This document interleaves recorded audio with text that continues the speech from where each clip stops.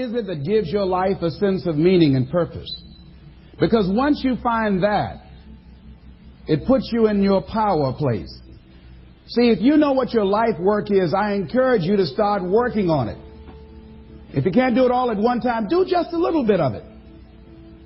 And if you don't know what it is that you showed up to do, if you don't know why you're here, I encourage you to find out what your purpose is here. What is the meaning of your life? What will be different? Have you ever asked yourself that question? I've done that. I remember coming from a friend of mine's funeral, and I was reflecting on how much time I had left. And I went for a walk in a park thinking about this guy whose life was so promising. And I mean, he wasn't an old guy. He was quite young, in fact. And I thought about all of the things that he said he was going to do, and he never got a chance to do those things. And I started thinking about my own life and how much time I had left to do the things that I would like to do. And at that time, I wasn't sure what my life purpose was, what my life's work was. I wasn't sure about it at that time. And I thought about it quite a lot. I had some idea, but I wasn't convinced. I don't think I felt worthy. I didn't believe that it could be me to do this kind of work that I'm doing right now. And I say to you that if you begin to take a conscious effort to find out what it is that you're supposed to do, I say that it can literally save your life. I said that it can literally save your life. And they think that this is it and this is all they deserve. This is all they've ever seen. It's been passed on to them. And they think that this is it for them. Oh, no. I was looking what Dr. Blanton, Smiley Blanton, who is a colleague of Dr. Norman Vincent Peale, what he said about fear. He said, fear is the most subtle and destructive of all human diseases. Ladies and gentlemen, fear kills dreams. Fear kills hope. Fear puts people in the hospital. Fear can age you. Fear, ladies and gentlemen, can hold you back from doing something that you know within yourself that you're capable of doing, but it will paralyze you. And it seemed like you're in a hypnotic spell. And I ask you a question, what is the benefit? What's the benefit of allowing fear to hold you back? What's the benefit of giving up on yourself, of not stepping out on life and taking life on? What is the benefit for you? What's the plus in that? It's one of the things I had to ask myself. So I didn't want to make any mistakes.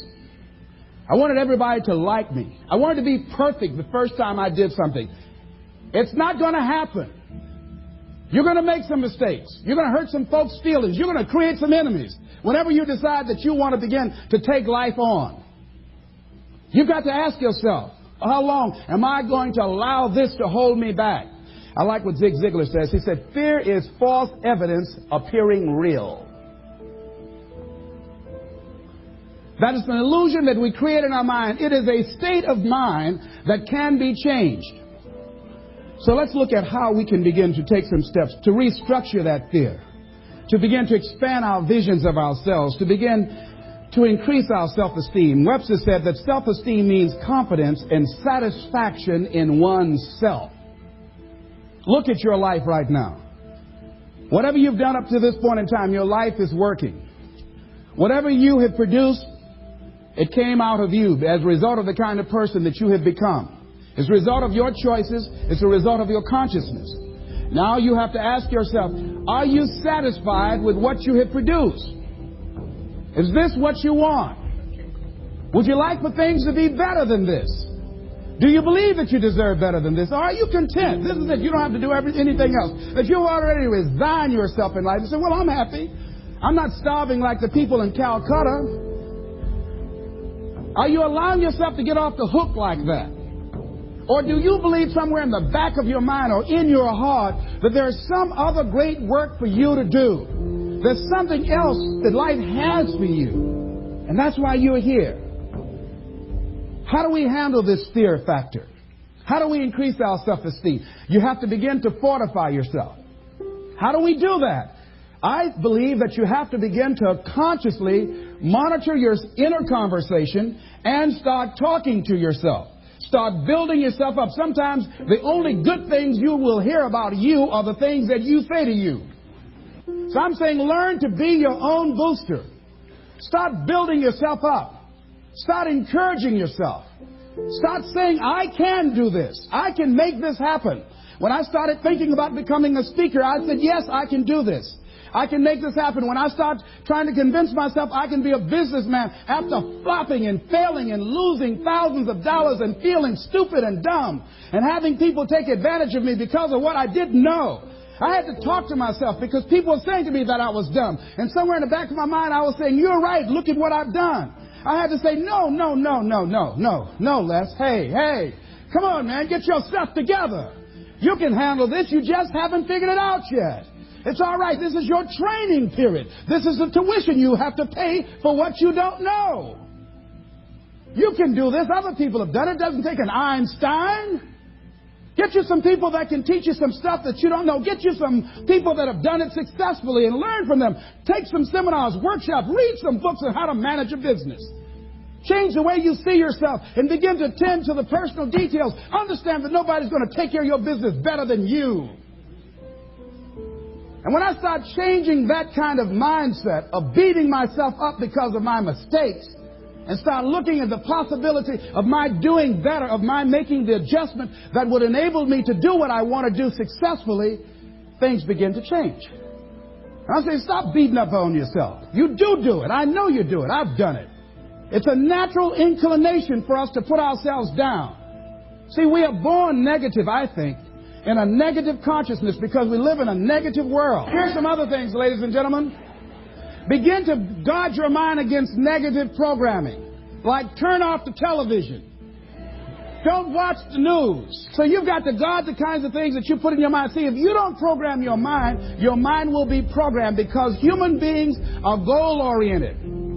That's why we die of broken hearts early. That's why we're running through life to early graves. We're going through life, ladies and gentlemen. And I think that Henry David Thoreau said that most men live in quiet desperation. Most of us go through life running scared. So we created this in our minds. False evidence appearing real. We made it real in our minds. That's why Churchill said there's nothing to fear but fear itself.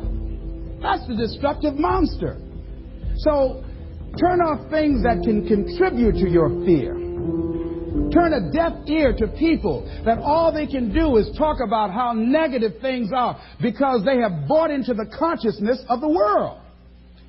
Start attending workshops, seminars, listening to tapes on a daily basis to begin to recondition your mind, to retrain your thinking. Faith comes by what? Hearing and hearing and hearing. Listen to things that can empower you, that can enable you to create a new reality for yourself, in a new life for yourself. You might appear to be strange around most people. You know, most people think you're strange if you're happy today. See, these people have not found their purpose in life. That's why they're grumpy. That's why they're miserable. That's why they're so negative. They're hurting and they want to hurt other people. So start practicing using programs for your mind. Seminars, books, workshops. Keep a journal. Record your thoughts. What's happening with you? Every day when you get up, have a journal near you. See, ladies and gentlemen, we get 3 to 4 thoughts a year that if we would act on those thoughts, they could change our life. What idea are you sitting on? Write your ideas down. And then, once you get that idea, take the leap. Take the leap. See, it's out here in the universe. If you don't take the plunge, I guarantee you, somebody else will. Take the plunge. Go into action. And ladies and gentlemen, you will be surprised at how things will come together. You'll be surprised. Now, you're going to have some difficult challenges. I can tell you that now. Be aware of that. Things are not going to work out exactly right. For a time they will, sometimes. And that's when life is just playing a game with you. I want you to feel good and relax. But ladies and gentlemen, go into action with your dream. And don't avoid where the fights are. Get in the midst of the fight. Get knocked down so you can learn how to fight, so you can hold your position. See, most people don't get out in the arena of life because they don't want to fight. Most people don't get out there because they don't want to get knocked down. They don't want to be dropped to their knees. But see, you're going to be dropped whether you're on the field or whether or not you're sitting on the sidelines. You're going to be dropped. So at least get dropped for something. See, that's how most people are spectators in life. You don't want to be a spectator. You want to get out in the field where the action is. And you will be amazed. After the struggle, there will be a calm period and things will begin to click for you.